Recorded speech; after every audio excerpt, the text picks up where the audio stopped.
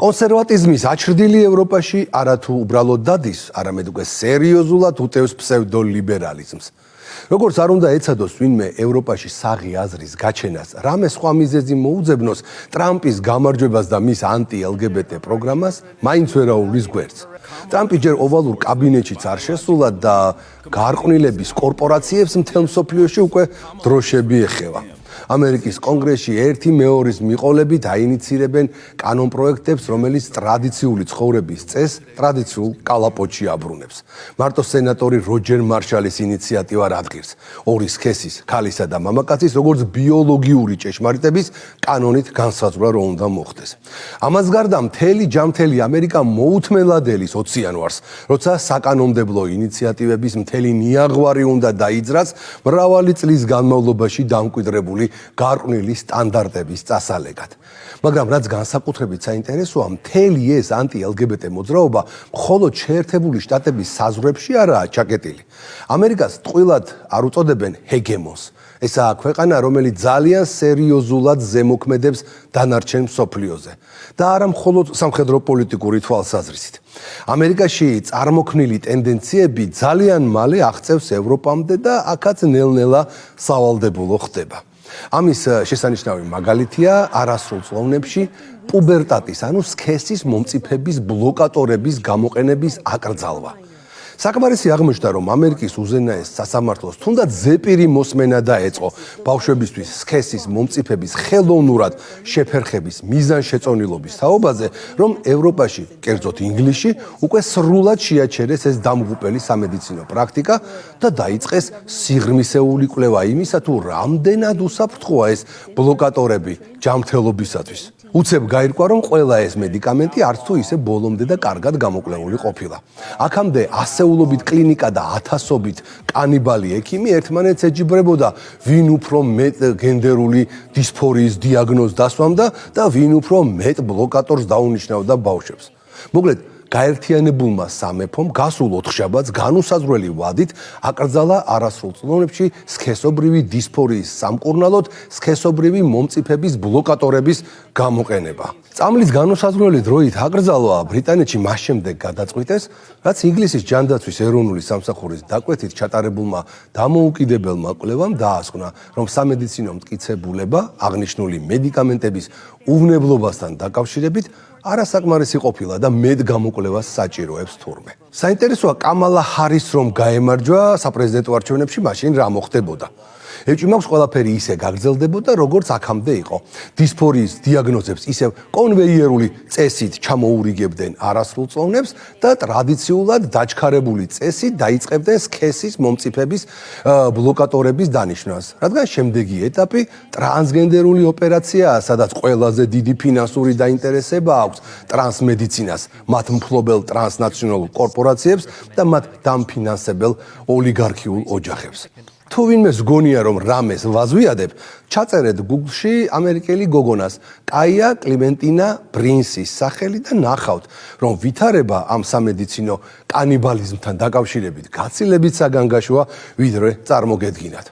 კალიფორნიის უნივერსიტეტის სტუდენტი უჩივის ლოს-ანჯელესის რამდენიმე საავადმყოფოს სამედიცინო დანაშაულის გამო. კაია ბრინსი ამტკიცებს, რომ მას არასწორად დაუსვეს გენდერული დისფორიის დიაგნოზი, რის შემდეგაც სწრაფად შესვეს სქესობრივი მომწიფების ბლოკატორებზე და სულ მალე ოპერაციაც გაუკეთეს. დასახიჩრებული გოგონა მხოლოდ ახლა მიხვდა, რომ ყველა მისი პრობლემა, რომელიც წლების წინ მომხდარი სექსუალური ძალადობის გამო წარმოიშვა, შეიძლებოდა ფსიქოლოგიური თერაპიით მოგვარებულიყო. მაგრამ ასეთი თერაპია მას არავინ შესთავაზა. სამაგიეროდ 12 წლის ასაკში დისფორიის დიაგნოზი დაუსვეს, 14 წლისას კი ორივე მკერდი მოკვეთეს. დღეს კი 19 წლის ასაკში იგი უკვე სხეულ დასახიჩრებული და სამუდამოდ გაუბედურებული ადამიანია.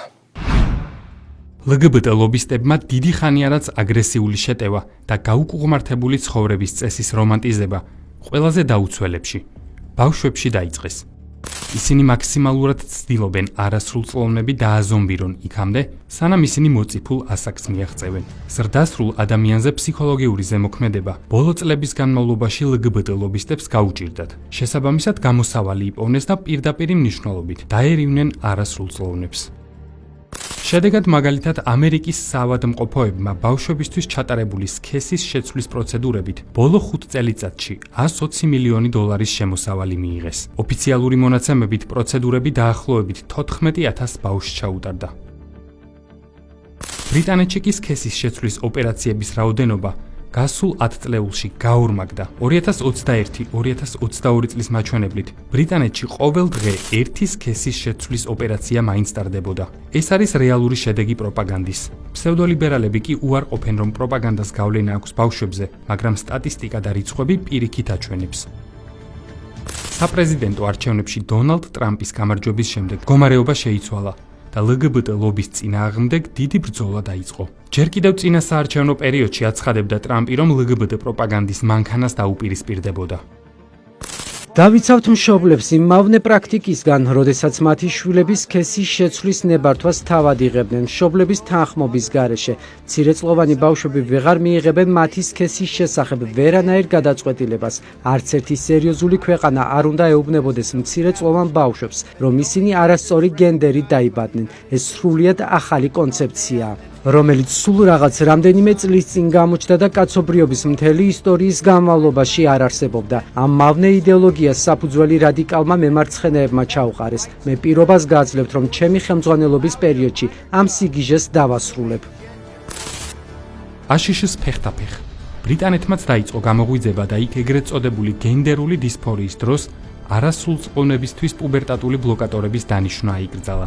გენდერული დისფორია მდგომარეობაა, როცა ადამიანი განიცდის დისკომფორტს ან სტრესს იმის გამო, რომ მისი გენდერული იდენტობა არ შეესაბამება მის ბიოლოგიურ სქესს. სწორედ ამ მიზეზს იყენებენ LGBT ლობისტები და ბავშვების მასობრივ ფიზიკურ თუ ფსიქიკურ დასახიჩრებას ცდილობენ.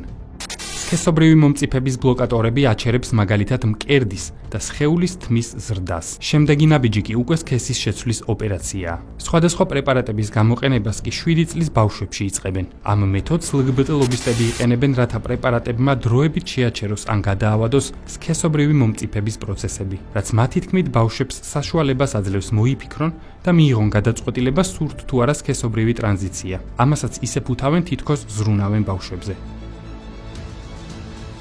ბრიტანეთის გადაწყვეტილება მოჰყვა ინგლისის ეროვნული ჯანდაცვის სამსახურის მიერ შეკვეთილი დამოუკიდებელი კვლევის შედეგებს, რომელთა მიხედვითაც არასრულწლოვნებისთვის ტრანზიციასთან დაკავშირებული სამედიცინო დახმარების მტკიცებულება სუსტია და საჭიროა მეტი კვლევა. 2020 წელს ბრიტანეთის მთავრობამ დოქტორ ჰილარი კასს, რომელიც ბავშვთა ჯანმრთელობის სამეფო კოლეჯის ყოფილი პრეზიდენტია, დაუკვეთა კვლევა, რათა მას შეესწავლა ახალგაზრდებისთვის სქესობრივი დახმარების სამედიცინო მეთოდები. 2023 წელს გამოქვეყნებულმა კასის ანგარიშმა აჩვენა, რომ სქესობრივი დისფორიის მკურნალობაში პუბერტატული ბლოკატორების გამოყენებაზე სამეცნიერო მტკიცებულებები არასაკმარისია. ასევე ჯერ კიდევ გაურკვეველია, როგორ მოქმედებს ეს პრეპარატები გრძელვადიან პერსპექტივაში, კოგნიტურ და ფსიქოსექსუალურ განვითარებაზე. ბავშვების ჯანმრთელობა ყოველთვის უნდა ემყარებოდეს მტკიცებულებებს. დამოუკიდებელმა ექსპერტთა კომისიამ ადამიანის მედიკამენტების საკითხებში დაასკვნა, რომ სქესობრივი დისფორიის სამკურნალო არსებული პრაქტიკა ბავშვებისთვის დაუშვებელ რისკებს წარმოადგენს. განაცხადა ბრიტანეთის ჯანდაცვისა და სოციალური დაცვის მინისტრმა უეს სტრიტინგმა. კვლევის ავტორმა დოქტორმა ჰილარი კასმა განაცხადა, რომ ის მხარს უჭერს აკრძალვას. პუბერტატული ბლოკერები ძლიერ მოქმედი პრეპარატებია, რომელთა სარგებელი არ არის დამტკიცებული, ხოლო რისკები დიდია. ამიტომ ვურჩია, რომ მათი დანიშვნა მხოლოდ მრავალპროფილური შეფასების შემდეგ და კვლევითი პროტოკოლის ფარგლებში განხორციელდეს. ბრიტანეთის მთავრობამ ასევე განაცხადა, რომ ტრანსგენდერი არასრულწლოვნები, რომლებიც უკვე იღებენ პუბერტატულ ბლოკატორებს, გააგრძელებენ მკურნალობას, ხოლო ცისგენდერი ბავშვები, რომელთაც პუბერტატია არაბუნებრივად ადრეულ ასაკში ეწყებათ, კვლავ მიიღებენ პრეპარატის დანიშვნის შესაძლებლობას. დიდი ბრიტანეთის გადაწყვეტილება, რომლითაც აიკრძალა პუბერტატის შემაჩერებელი პრეპარატების გამოყენება 18 წლამდე მოზარდებისთვის, შოტლანდიაშიც ამოქმედდება. შოტლანდიის მთავრობამ დაადასტურა, რომ მათი ქვეყნის მედიკამენტების პოლიტიკა ვესტმინსტერს ექვემდებარება. შესაბამისად შეზღუდვა იმოქმედებს ინგლისში, შოტლანდიაში და უელსში. BBC Scotland News-ის მიერ გავრცელებული ინფორმაციით 2023 წლის ბოლოს 1100 პაციენტი ელოდებოდა კლინიკაში ბლოკატორებით ეგრეთ წოდებულ მკურნალობის დაწყებას. ამ დროისთვის შოტლანდიაში 43 პაციენტი კვლავ იღებს პუბერტატის შემაჩერებელ პრეპარატებს, რადგან მათ ეს მკურნალობა აკრძალვამდე დაენიშნათ. სხვადასხვა სქესობრივ ბლოკატორებს და ჰორმონალურ თერაპიებს. ზიანის გარდა რომ არაფერი მოაქვს, ამას ადასტურებს WPS-ის სახელით ცნობილი დოკუმენტები. გამოჟონილ ფაილებში, რომლებიც 2021-2024 წლებითაა დათარიღებული, ათასობით ინფორმაციაა შენახული და თითოეული ისტორია პროპაგანდის შედეგად ბავშვებისა და მოზარდების დანგრეულ ფსიქიკაზე თუ ცხოვრებაზე ყვება. ისტორიებთან ერთად არის ექიმების ჩანაწერები და დისკუსიები, სადაც ისინი თავად აღიარებენ, რომ ყველა ეს ქირურგიული ჩარევა სქესობრივი მომწიფების ბლოკატორები თუ სხვა სახის აბები ექსპერიმენტულ ხასიათს ატარებდა. როგორც ირკვევა, WPS-ის წარმომადგენლები არ ამახვილებდნენ ყურადღებას პაციენტის ჯანმრთელობის გრძელვადიან შედეგებზე. მიუხედავად იმისა, რომ მათ იცოდნენ ჰორმონების და სხვა სამკურნალო საშუალებების მძიმე და პოტენციურად ფატალური გვერდითი ეფექტების შესახებ. არასრულწლოვნებს სთავაზობენ მკურნალობას, რომელიც სამუდამოდ ცვლის მათ სიცოცხლეს ისე, რომ ბავშვებს ბოლომდე ეს არც აქვთ გააზრებული. WPS-ის წევრებმა იციან, რომ პუბერტატის ბლოკატორები, ჰორმონები და ოპერაციები გამოიწვევს უნაყოფობას და სხვა გართულებებს, მათ შორის შესაძლოა კიბოს. ბრიტანეთის გადაწყვეტილებას LGBT მოყვარულები რა თქმა უნდა აკრიტიკებენ და აღნიშნავენ, რომ მედიცინის სფეროში ჯერ არ არსებობს საკმარისი ალტერნატიული მიდგომები, რომლებიც გენდერული დისფორიის მქონე ბავშვებს დაეხმარება. ბრიტანეთი ერთადერთი ქვეყანა არ არის, რომელმაც სქესობრივი მომწიფების ბლოკატორებზე წვდომა შეზღუდა. დანიაში 2016-დან 2022 წლამდე ჰორმონალური მკურნალობის გამოყენება საგრძნობლად შემცირდა. 2016 წელს პაციენტების 67%-ს ენიშნებოდა ჰორმონები, ხოლო 2022 წელს მხოლოდ 10%-ს.